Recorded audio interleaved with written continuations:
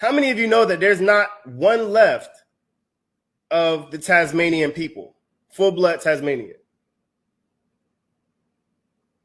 The last one died in the 1900s. They murdered every last one of those people, only leaving the ones that were mixed race.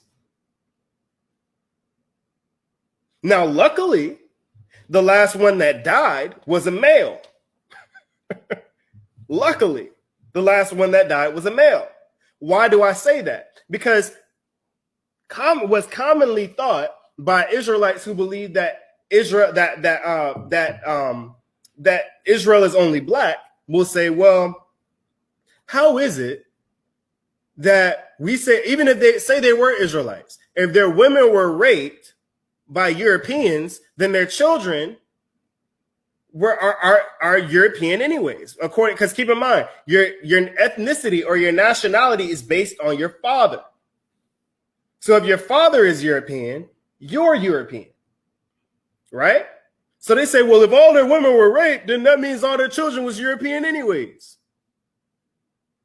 What about the men?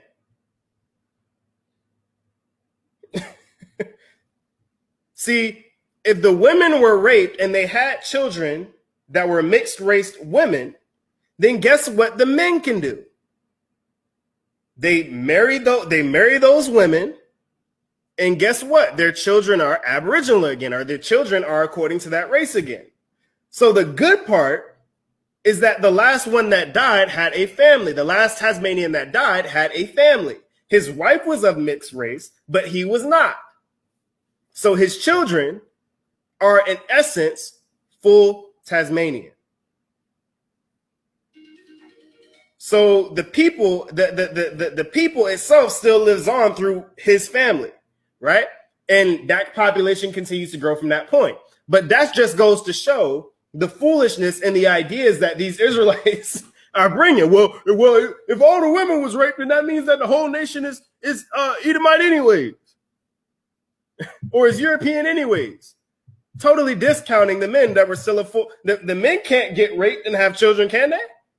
They can get raped, but they can't have children. So the children that they have would be of their race, of their ethnicity. Therefore, they're still Israelite either way, right? So that's to debunk that whole part of it. I don't even know where brothers come from with that, but that's nonetheless